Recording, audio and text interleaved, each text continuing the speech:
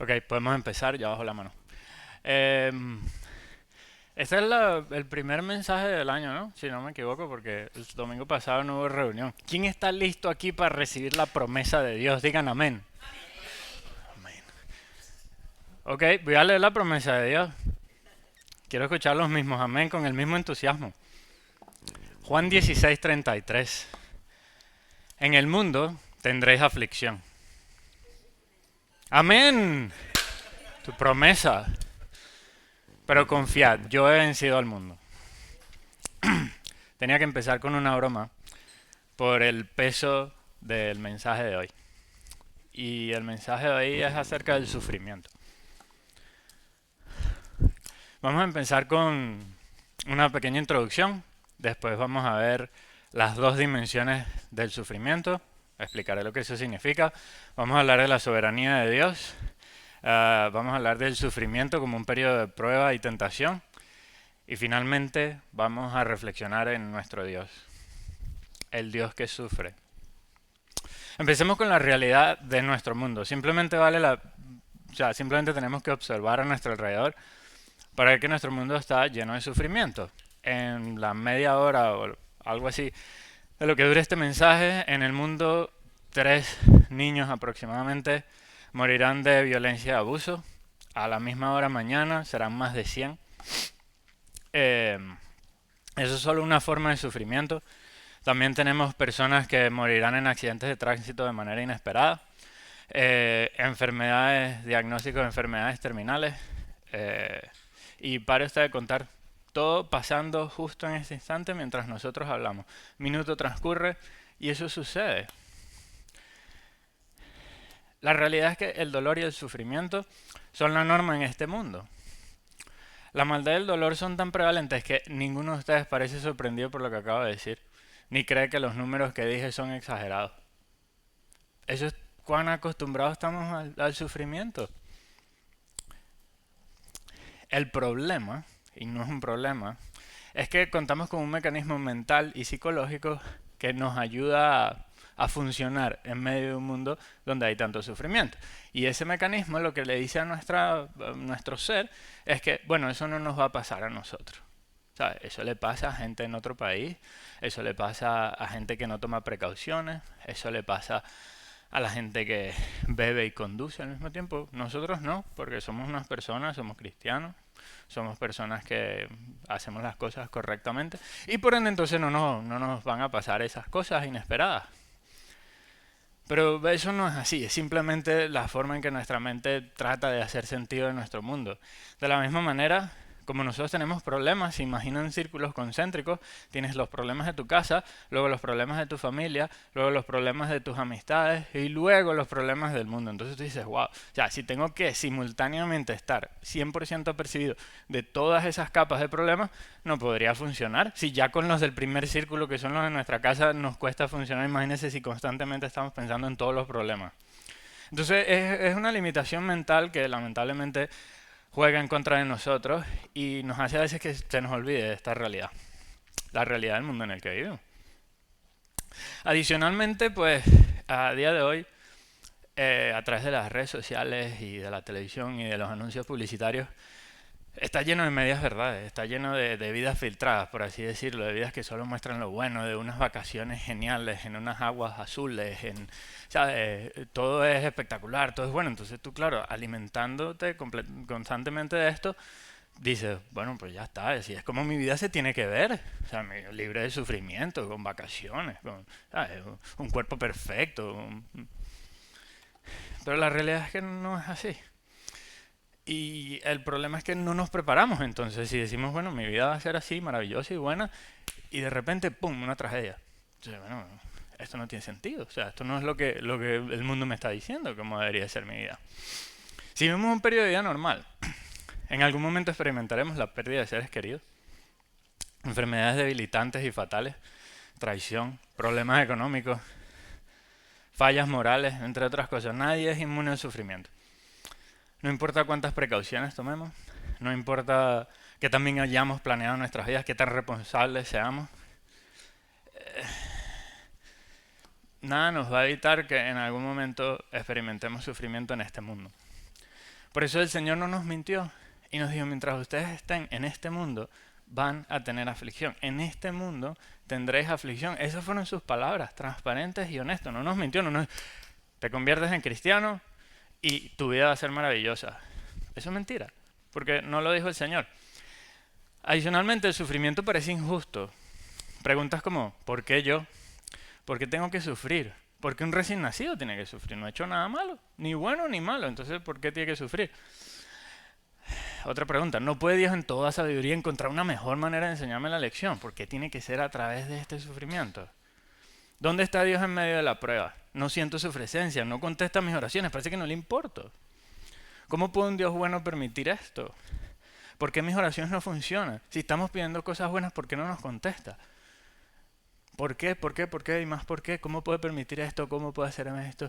Y mientras más preguntas nos hacemos, más confundidos estamos. Mientras más perseguimos una respuesta, más parece alejarse. Y todo esto, al pasar del tiempo, erosiona nuestro disfrute y nuestra comunión con Dios y nos vamos alejando.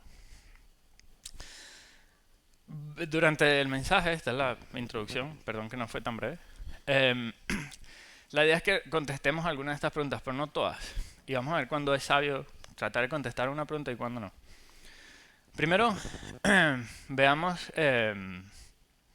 las dos dimensiones del sufrimiento.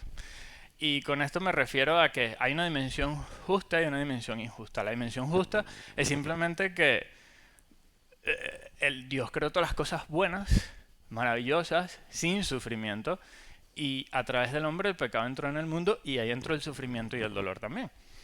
Entonces, cuando nosotros sufrimos y experimentamos ese sufrimiento, no es parte del plan original de Dios. De hecho, Dios es enemigo del sufrimiento y del dolor. La creación gime aún ardientemente aguardando la manifestación de los hijos de Dios. Es decir, todo lo que está creado está gimiendo, nosotros incluidos a veces gemimos, porque estamos aguardando la manifestación de los hijos de Dios, es decir, que el Señor venga y redima su creación. La Biblia también dice en 1 Juan 5:9 que el mundo está bajo el maligno. Él es el que administra los reinos de la tierra. Por eso se los pudo ofrecer a Jesús. Y si tú me adoras, yo te doy los reinos de la tierra. Tú no puedes dar algo que no posees.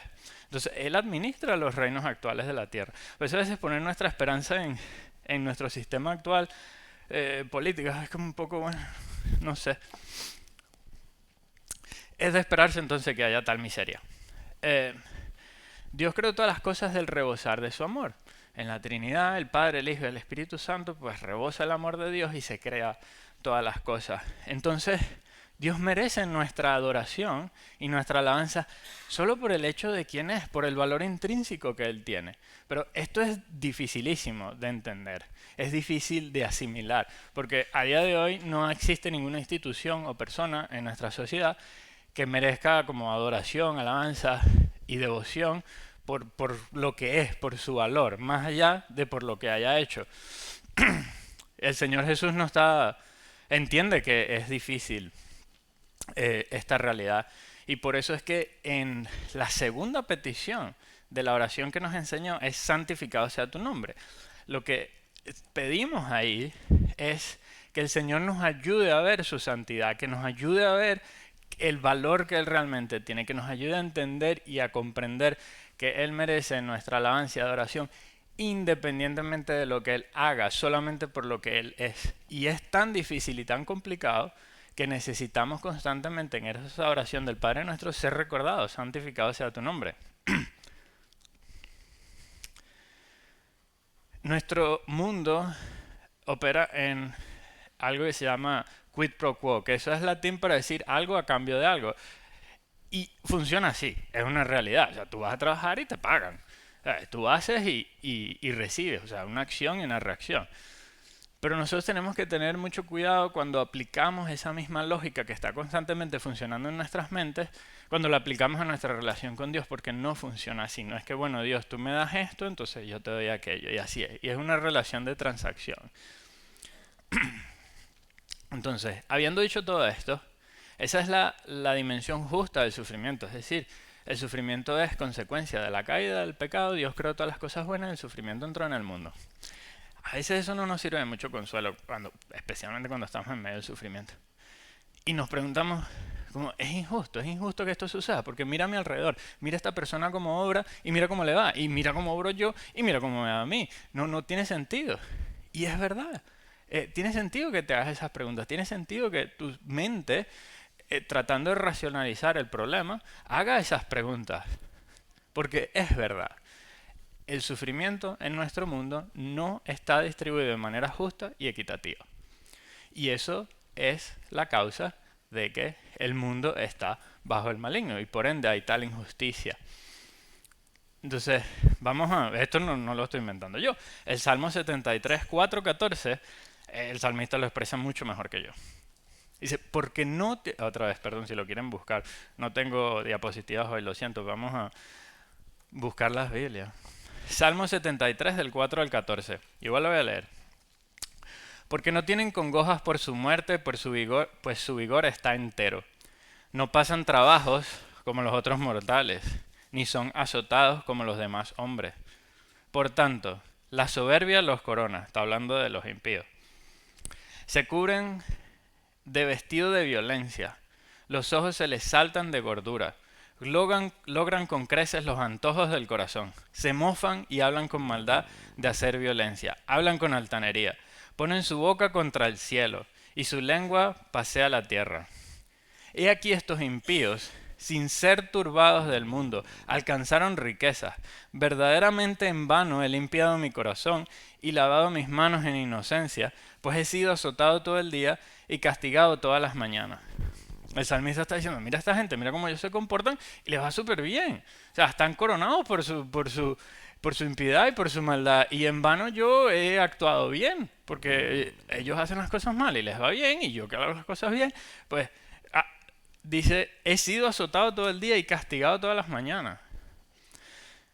Esto no es el único salmo que expresa algo similar. Entonces, la realidad de nuestro mundo es que el sufrimiento no está distribuido de manera equitativa. Y cuando tú piensas, es injusto que sufra de esta manera, pues sí, hay parte de verdad en esa injusticia.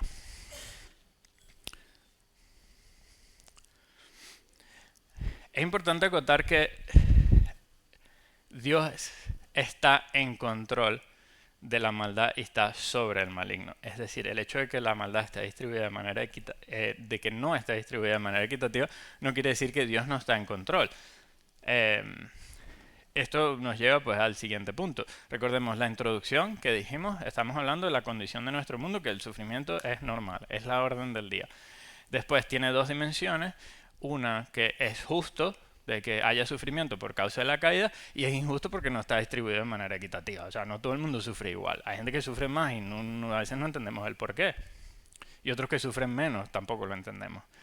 Pero ante todo esto, es importante entender la soberanía de Dios y el control de esa maldad. Una visión elevada de la soberanía de Dios requiere que Él esté en control de todas las cosas, incluso la maldad, la injusticia y el sufrimiento. Mientras que Él controla la maldad, Él no es la causa de la maldad. Permite que se lleve a cabo con un propósito. Una analogía, probablemente no perfecta. Un río.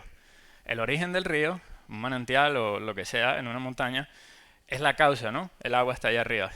Pero el control de ese río, una presa, el desviarlo a la derecha o a la izquierda, puede ser, si vemos el río y el agua como la maldad, y vemos a Dios como el que controla hacia dónde va, a la izquierda o a la derecha, quizás nos ayuda a entender un poco este control y esta soberanía que tiene Dios sobre la maldad. Y vamos a ver también un ejemplo de cómo esto sucede. ¿Cómo puede Dios decir que me ama cuando Él es el arquitecto de mis circunstancias actuales? Hablando de la soberanía de Dios. De mi sufrimiento. Ciertamente yo no infligiría tal cosa en las personas que amo. ¿Cómo puede ser la persona que más me ama la misma que permite tal sufrimiento en mi vida? Especialmente cuando tiene la capacidad de tenerlo en un instante, porque Dios es todopoderoso. Entonces nos preguntamos, no entiendo, ¿cómo pueden dos cosas que parecen ser contradictorias, o sea, funcionar de esa manera? O sea, ¿cómo puede Dios amarme infinitamente y a la vez hacerme sufrir de esta manera cuando lo puede tener? Una manera como de ilustrar la paradoja. La columna que tenemos ahí delante. Imagínense que la parte que yo no veo de la columna, es decir, la parte que está detrás, está pintada de color marrón. Y esta parte que puedo ver está pintada de color blanco. Y yo les digo, esa columna es blanca. Y Phil, que está detrás, me dice, esa columna es marrón. Y viene Frank y dice, la columna es marrón y es blanca. Entonces, no, o es marrón o es blanca. Pues la realidad es que la columna es marrón y la columna es blanca. O sea, las dos cosas son verdad de la columna. En este caso, lo que sucede es que Dios te ama infinitamente y sí, Dios en su soberanía permite la maldad, permite el sufrimiento en tu vida.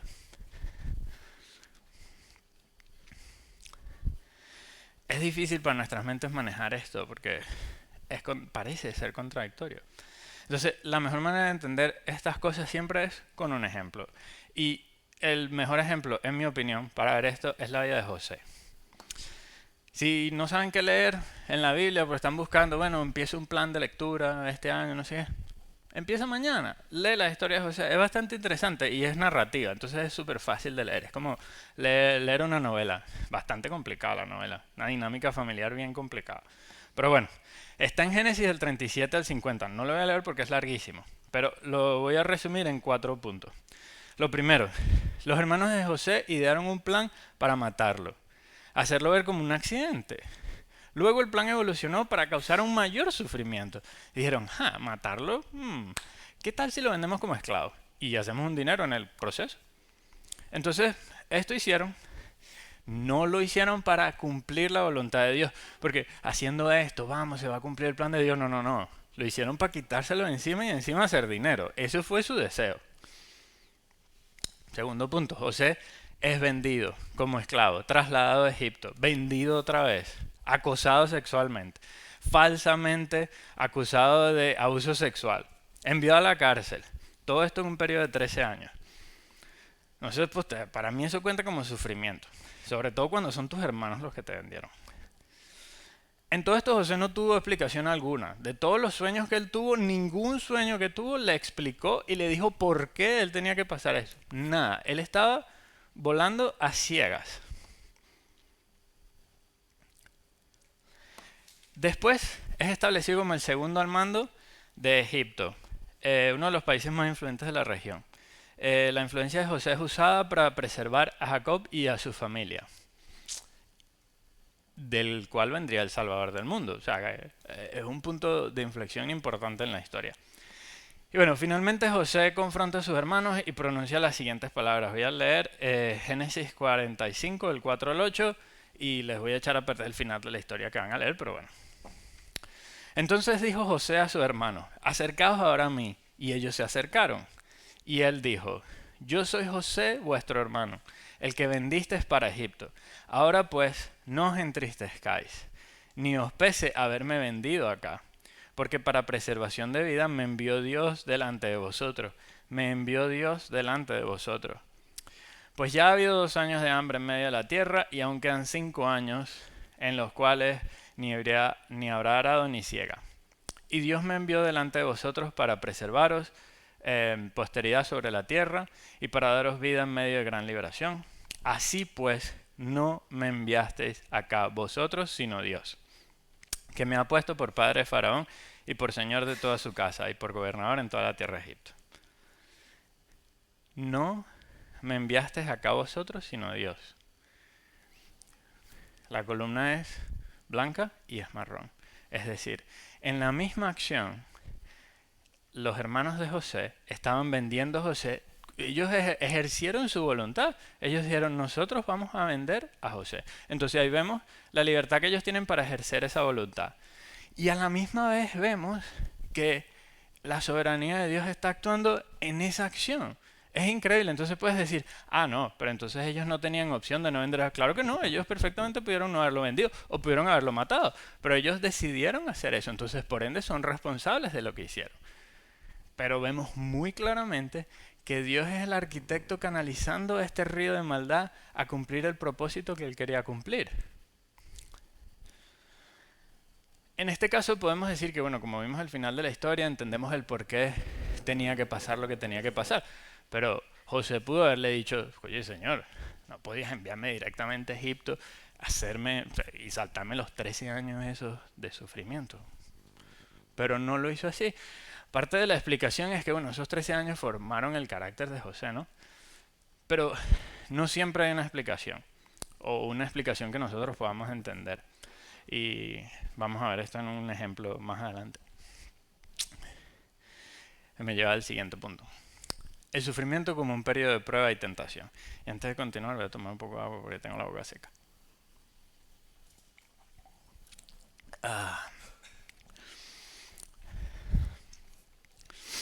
El tener toda esta información no necesariamente nos ayuda en un periodo de prueba. Pero vamos a llegar ahí, a la parte práctica, cómo hacerlo.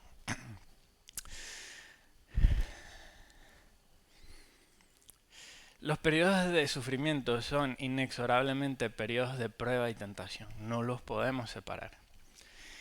Y Satanás siempre va a capitalizar en los periodos de sufrimiento. Y vamos a ver, él es el que instiga el sufrimiento. En la historia de Job, ya espero que la sepan, pero si no, también otra buena narrativa para leer al comienzo del año. Job del 1 del 6 al 12. Un día vinieron a presentarse delante de Jehová los hijos de Dios, entre los cuales vino también Satanás. Y dijo Jehová a Satanás, ¿de dónde vienes? Respondiendo Satanás a Jehová, dijo, de rodear la tierra y andar por ella. Y Jehová dijo a Satanás, ¿no has considerado a mi siervo Job, que no hay otro como él en la tierra, varón perfecto y recto, temeroso de Dios y apartado del mal? Son unas credenciales serias. Respondiendo Satanás a Jehová, dijo, ¿acaso teme Job a Dios de balde? Satanás obra siempre en algo a cambio de algo. Entonces su premisa siempre es, porque así funciona él, es como que claro, obviamente que él es así por todas las cosas que tú has hecho para protegerlo, para bendecirlo, para que le vaya bien. Y él a cambio de eso te ofrece su adoración y su honestidad. Entonces, bueno, Dios permite que Satanás pues haga todo lo que hizo con Job. Imagínense esto. Todos sabemos todas las vicisitudes y las dificultades que pasó Job. Y en el capítulo 2, en el verso 9, imagínense este nivel de sufrimiento y de pesar. Que entonces le dijo su mujer, ¿aún retienes tú integridad? Maldice a Dios y muérete. O sea, el nivel de encima de todo lo que había pasado. Ahora él vuelve a su mujer, es como, oye, porque claro, también eran los hijos de ella. Vamos a lidiar en este sufrimiento juntos. Y dice, tú mantienes tu fe. ¿Cómo puedes tú aún mantener tu fe? Maldices a Dios y muérete, porque, o sea, no tiene sentido. Entonces, Satanás siempre, siempre, siempre que estemos en un periodo de sufrimiento, va a atentar con nuestra fe y va a hacer las mismas preguntas. Va a hacer, con que tú realmente, vamos a ver si tú realmente amas a Dios porque Él es Dios y tiene valor intrínseco por lo que Él es, o lo amas por lo que te da, por cómo te bendice y por cómo te guarda, siempre. Esa es su premisa.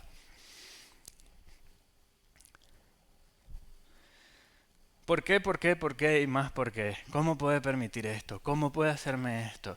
Es normal tener preguntas, pero no siempre es sabio tratar de responderlas. En el libro de Job vamos a ver cómo sus amigos, lo primero que empiezan es, vamos a revisar tu vida, Job. Algo tuviste que haber hecho tú. Venga, 1, 2, 3. Y empiezan como un rayo X de la vida de Job. Algo tuviste que haber hecho. Y en vez de consolarlo, lo que hacen es que terminan de hundir al hombre. Porque ellos en su querer ayudar, querían tratar de encontrar, lógicamente, el origen del problema, eliminar el origen del problema y por ende el sufrimiento de Job iba a acabar. Fallaron olímpicamente. ¿Por qué? Porque no siempre es sabio tratar de responder la pregunta del por qué sufrimos. En este caso, los amigos de Job no tenían ni idea de la conversación que se había llevado a cabo entre Satanás y Dios y que no tenía absolutamente nada que ver con el comportamiento de Job. Porque Dios es precisamente el que le da las credenciales a Job de que Job no ha hecho nada malo. ¿Cuándo iban a llegar los amigos de Job a esta conclusión? Jamás. Entonces, consejo para nosotros, cuando veamos un hermano sufriendo, y esto es para mí más que nadie, ahí está mi esposa, se los puede decir, si hay alguien que trata siempre de buscar la raíz del problema, de tratar de manera lógica y sistemática abordar un problema, porque así funciona mi cerebro, eso no funciona para todas las cosas. Es muy bueno para las matemáticas, es muy bueno para la ingeniería, pero no siempre es bueno y sabio para la vida misma. Entonces, esto me lo estoy diciendo a mí más que a ustedes. Cuando tengan que consolar a alguien, escuchen en silencio, ¿verdad? Y traten de apoyar a esa persona. No quiere decir que sí, si hay una condición de pecado, etcétera, pero no salten inmediatamente a decir, no, bueno, aquí vamos a ver, puede ser paso número 1, hiciste esto, hiciste lo otro, hiciste aquello, hiciste esto. Porque si hiciste esto, entonces esto pasa. No siempre funciona. Otro ejemplo, para que estemos apercibidos cuando estemos en periodos de sufrimiento, de que somos vulnerables y hay que reconocer esa vulnerabilidad porque en nuestra debilidad está nuestra fortaleza. En Lucas 22, 31 al 34, voy a leer lo siguiente. Dijo también el Señor, Simón, Simón, he aquí Satanás os ha pedido para zarandearos como a trigo. Otra vez Satanás, siempre metido ahí. Pero yo he rogado por ti que tu fe no falte, y tú, una vez vuelto, confirma a tus hermanos. Él dijo, Señor, dispuesto estoy a ir contigo a la cárcel, sino también a la muerte. Y él le dijo, Pedro, te digo que el gallo no cantará hoy antes que tú niegues 3 veces que me conoces. Si no reconocemos nuestra debilidad y nuestra vulnerabilidad, sino que sentimos, no, bueno, yo soy cristiano, tengo una fe sólida, robusta, soy calvinista, entiendo la soberanía de Dios perfectamente, por ende, tengo todas las herramientas para enfrentar las pruebas. Pedro ni siquiera agarra la pista de que le están llamando Simón. ¿Por qué no le dice Pedro? ¿Por qué le dice Simón? Le está tratando de... Te estoy llamando por tu nombre antes que me conocieras a mí. Para que te dieras cuenta de que en el fondo, por mucha fe que tú tengas, esa debilidad está ahí. Las tentaciones son terribles y malas. En la oración del Padre Nuestro, el Señor dice, no me dejes caer en la tentación. ¿Por qué? Porque ¿qué ser humano ha vencido la tentación? Jesús fue el único. ¿Por qué creemos nosotros entonces que la vamos a poder vencer? Cuando estamos en esa... Es que es muy difícil. ¿Por qué? Porque contra Satanás, en nuestra humanidad, en nuestro Simón Simón, en nuestro hombre sin Dios o mujer sin Dios, es imposible. Tenemos esa batalla perdida. Entonces, si estamos pasando por un periodo de sufrimiento, si estamos sufriendo, tengamos la humildad de reconocer nuestra debilidad y busquemos ayuda. Porque el día 1 a lo mejor lo resistimos, el día 2 a lo mejor lo resistimos, el día 365 a lo mejor lo resistimos, pero en algún momento Satanás nos va a vencer si no reconocemos nuestra vulnerabilidad. Ok, se acabó la información. Hasta aquí tenemos todo esto en nuestra mente, entendemos que el sufrimiento es justo, también un poco injusto, entendemos que Dios es soberano, que Él canaliza la maldad, que permite la maldad en nuestras vidas. Entendemos también que no siempre es sabio responder la pregunta de por qué estamos sufriendo, pero aún así sufrimos. Dios no le da una explicación a Job al final. No se la da. Simplemente le muestra un montón de cosas y le muestra su grandeza y ya está. A veces de este lado de la eternidad no vamos a tener respuesta de por qué estamos sufriendo. Entonces, quizás no intentemos tanto encontrar esa respuesta. Pero toda esta información le falta algo para ayudarnos a resistir en el día malo. O sea, solo esta información en mi cabeza, y lo digo por experiencia, como que tú lo entiendes, pero aún así tu corazón necesita consuelo. Tu corazón necesita algo más que la información, que la teología, que la doctrina de la soberanía de Dios. Y es verdad. Cuando Satanás te dice, ¿cómo puede Dios decir que te ama y permitir que esto acontezca en tu vida? Quizás Dios no existe y esto es mentira. Y si existe, entonces no es bueno, porque ¿cómo puede alguien llamarse bueno y permitir esto? ¿No les suenan estas preguntas? Con que Dios os ha dicho. Desde la superficie estas preguntas tienen sentido. Pero cuando nos metemos un poco más, ¿quién nos está haciendo la pregunta? Despierta. El padre de toda mentira, que es Satanás. Entonces, ¿tú crees que el inventor de la mentira no sabe manejar la mentira? No sabe manipular la duda. Estamos perdidos. Perdidos desde el momento 1 que nosotros empezamos a decir, oye, ¿verdad que sí, vale? tiene sentido esa pregunta. Como que Satanás tiene razón. No, es una mentira, es un engaño. No lo creas. Reconoce quién te está plantando la duda en primer lugar. Esas preguntas parecen tener sentido. Ahora vamos a ver por qué no tienen ningún sentido. La Biblia es categórica en expresar el amor del Padre al Hijo. Hubo una voz del cielo que decía, este es mi Hijo amado en quien tengo complacencia. Ese es Jesús, el Hijo amado de Dios. Entonces, la premisa de que lo usa Satanás todo el tiempo, Dios no te ama. Tú estás sufriendo, Dios no te ama. ¿Cómo te va a amar y vas a sufrir de esa manera? Pregunto para ti. Tú tienes un hijo, ¿verdad? Sí. ¿Tú le causarías el sufrimiento que Dios te está causando a ti? Oye, no, es mi hijo, yo quiero lo mejor para él. Ah, entonces mira, Dios no te ama. Pero es que nuestro amor humano ni siquiera se asemeja al amor de Dios. Es mucho más complejo, es mucho más elevado. Cuanto son más elevados los cielos que la tierra, así son sus pensamientos más que nuestros pensamientos. Observemos la vida de Jesús como un ejemplo y por eso es que es importante siempre, como cristianos, volver a Cristo. Si no terminamos ahí, estamos mal. Veamos la vida de Jesús. Jesús es el Hijo amado de Dios. Vamos a examinar su vida. Jesús vino a este mundo a vivir una vida normal, común. Y en su vida estuvo llena de pobreza, precariedad, inseguridad, enfermedad, vulnerabilidad, pérdida de seres queridos, maltrato verbal y físico, traición, entre otras. Esa es la vida del Hijo amado de Dios. Si el Hijo amado de Dios, cuando estuvo en este mundo en el cual estamos nosotros, experimentó sufrimiento, ¿por qué nosotros tenemos una expectativa diferente?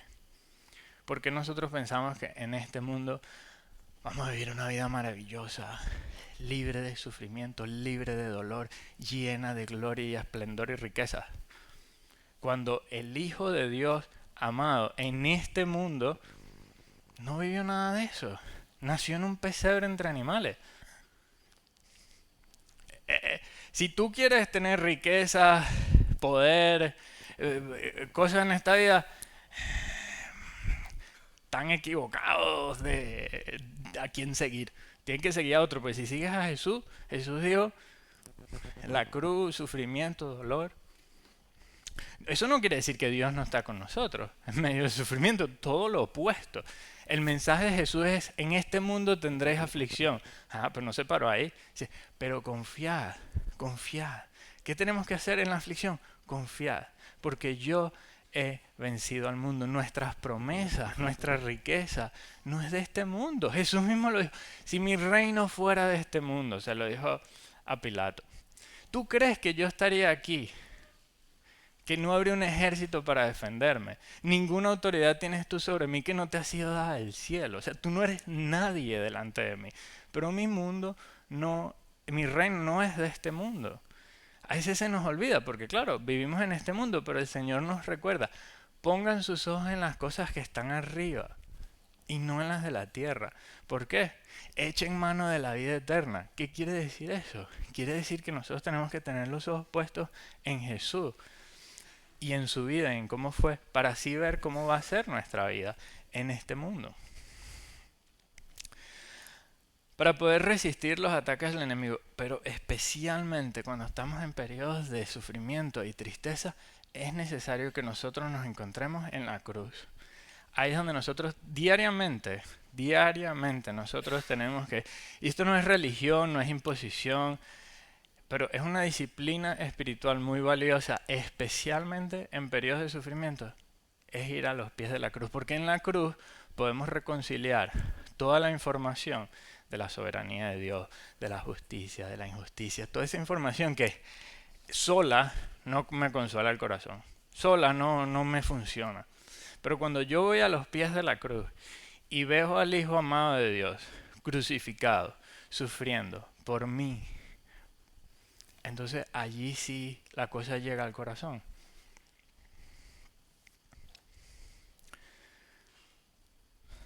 Vamos a ver dos ejemplos de cómo manejar esta, o sea, cómo vincular esta verdad, la verdad de la palabra, en la cruz para poder tener consuelo en medio del sufrimiento. Pregunta. ¿Cómo confiar cuando Dios guarda silencio? Cuando no lo sentimos cerca o parece ausente.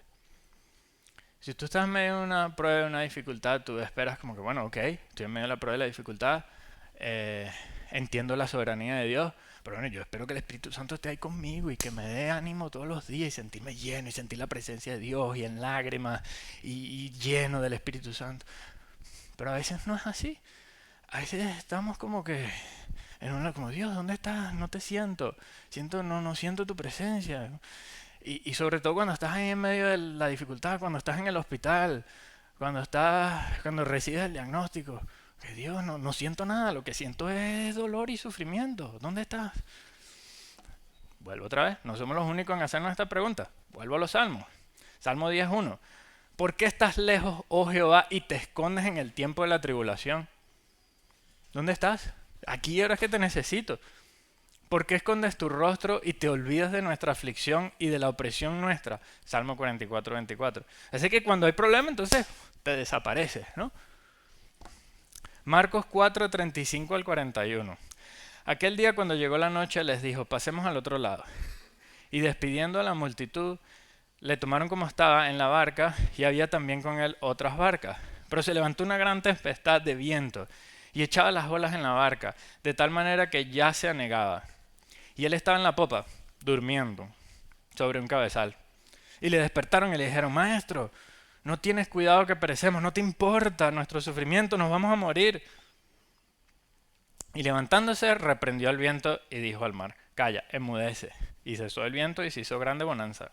Y les dijo, ¿por qué estás así amedrentados? ¿Cómo no tenéis fe? Entonces temieron con gran temor y se decían el uno al otro, ¿quién es este que aun el viento y el mar le obedece? ¿Qué quiero decir con esto? No somos los primeros en preguntarnos dónde está Dios en medio del sufrimiento. Pasaba en los salmos, ¿dónde está tu presencia? No te siento. Porque a veces cuando no tengo problemas siento tu presencia y tu poder grandemente y cuando estoy en medio de una tribulación no entiendo. ¿Por qué estás lejos? ¿Por qué estás callado? ¿Por qué estás dormido? ¿Qué haces tú dormido? Nos vamos a morir. No te importa, ¿verdad? Esta es nuestra condición humana. Es normal hacernos estas preguntas. El hecho de que nos las hagamos, nosotros no somos los primeros. Pero silencio no significa que no le importa. Silencio no significa ausencia. Significa que está dormido. ¿Por qué está dormido? La respuesta honesta, no lo sé. De verdad que no lo sé. ¿A quién se le ocurre dormir en medio de una tormenta? Ustedes han estado en un barco en una tormenta, se mueve mucho. Es difícil dormir. No lo sé, la verdad no lo sé por qué está dormido, no sé por qué en un momento en particular Dios decide o parecer lejos. No lo sé, pero algo sé. Jesús pronunció en la cruz, Elí, Elí, lama sabactani. Esto es, Dios mío, ¿por qué me has desamparado? Jesús experimentó el abandono temporal del Padre, cuando todo el pecado de la humanidad estaba sobre él, para que yo no lo experimentara eternamente. Y por esas palabras yo sé que aunque haya silencio, Dios está conmigo, porque yo puedo ir a la cruz y decir, ajá, Él experimentó soledad genuina, separación del Padre genuino. Y probablemente yo pienso que esto fue lo más doloroso que de la cruz, más que los clavos, más que los azotes, más que la dificultad para respirar.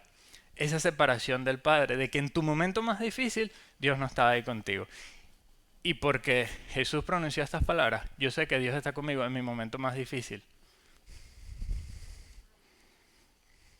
Mejoró la cosa, ¿no? Desde el comienzo. Segunda pregunta. Ok, a veces está en silencio. Dios es así. ¿Cómo reconciliamos nuestras peticiones no contestadas con las promesas de Dios?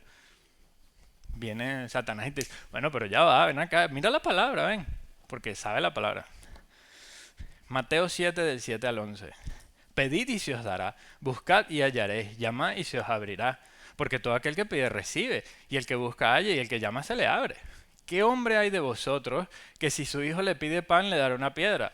¿O si le pide un pescado le dará una serpiente? Pues si vosotros siendo malos sabéis dar buenas dádivas a vuestros hijos, ¿cuánto más vuestro Padre que está en los cielos dará buenas cosas a los que le pidan? Romanos 8:32. El que no escatimó a su propio Hijo, sino que lo entregó por todos nosotros, ¿cómo no nos dará también con él todas las cosas? Satanás viene y te dice, ajá, ¿y entonces? Ahí está tu promesa. ¿Por qué Dios no te responde? Explícame. Cuando Jesús fue tentado, todas las veces que fue tentado con la palabra de Dios. No fue tentado con... No, le dice, mira, el Salmo dice que tú te tiras por aquí y los ángeles te van a rescatar. ¿Y qué hizo Jesús? En todo momento resistió la tentación. Yo no estoy sugiriendo que traten de resistir la tentación, porque es muy difícil en nuestra humanidad, pero que esta dinámica de que nosotros digamos, bueno, la palabra es contradictoria, no tiene sentido, sobre todo que cuando tú estás en medio de un problema y de una tribulación, tu mente no piensa muy claramente, tienes muchas interrogantes en la cabeza. Entonces, claro, la duda entra y esa duda va creciendo y va creciendo, pero Señor, si tú me diste esta promesa, tú dijiste que, o sea, si nuestros padres siendo malos saben dar buenas dádivas a sus hijos, tú eres mejor, tú eres mayor, yo te estoy pidiendo algo bueno, te estoy pidiendo por la salud de mi bebé, o sea, no entiendo cómo eso no es bueno. No entiendo cómo tú no puedes responder esa oración. No tiene sentido. Difícil. Pero entonces vamos otra vez a Jesús y ahí está la respuesta. Jesús es el Hijo amado.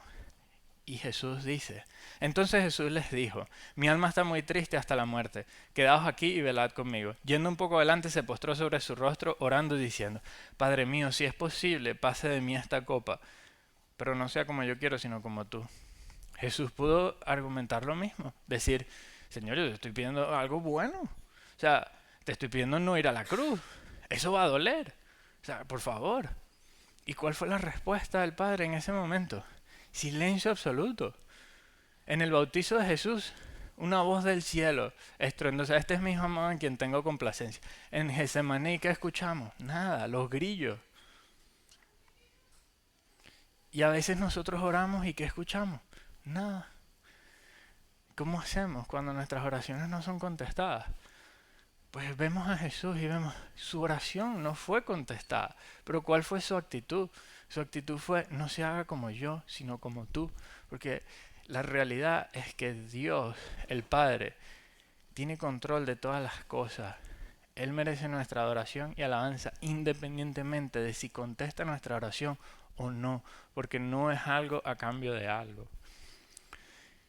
Y si nosotros nos sentimos mal de que estamos sufriendo, todo lo que tenemos que hacer es ver a Jesús, es ver al Hijo.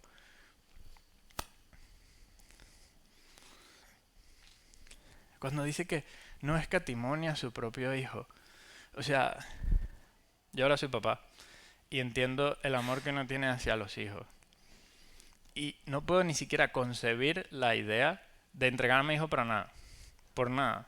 O sea, si se entrega a tu casa, entrega lo que sea, no pasa nada, no hay ningún problema, eso no vale nada. Pero entrega a tu hijo, o sea, como que hay un himno, bueno, un himno, una canción, que dice que el cielo no tiene nada más que darnos. O sea, lo mejor que tenía para darnos, ya lo dio. O sea, si alguien te dice que te ama, es fácil decirlo con palabras, es más difícil decirlo con acciones. Y si alguien ha hecho ya la acción mayor que se puede hacer, que es dar al Hijo amado, ya no hay más nada que decir, no hay más nada que hacer, no hay más nada que le podamos pedir a Dios que Él ya no nos haya dado. Lo que pasa es que siempre cuando escuchamos y leemos estos versículos, por ejemplo, el que no escatimó a su propio Hijo, sino que entregó todo por nosotros, ¿cómo no nos dará también todas las cosas? Empezamos. Cosas, ok, yo quiero cosas. Él me dará un carro o un coche. Los dos, porque tienes un bebé, necesitas un carro y un coche. Ajá. Claro, nuestra mente inmediatamente humana, caída en nuestro día a día, va a cosas. Pero el nivel y la magnitud de lo que Dios ya nos ha dado no tiene más nada que darnos, que es el Hijo, que es Jesús. Entonces, finalmente, ya para concluir. Es difícil hacer esto solo, es muy difícil, yo diría casi imposible.